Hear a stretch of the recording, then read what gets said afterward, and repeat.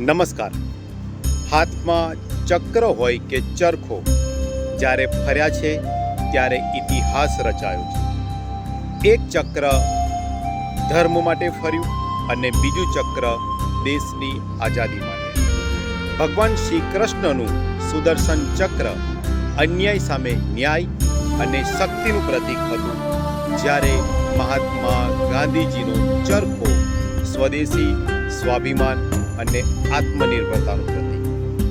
અંગ્રેજ શાસને ભારતના કાપડ ઉદ્યોગને નાશ કરીને દરેક લોકોને બેરોજગાર બનાવ્યા, ત્યારે ચરખાએ ગામડાઓને સજીવન કર્યા, દરેક લોકોને રોજગારી આપી.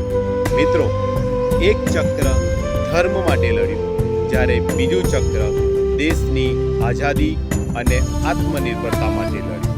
અંતે મિત્રો એટલું જ કે સ્વદેશી અપનાવીએ અને આત્મનિર્ભર ભારત બનાવીએ.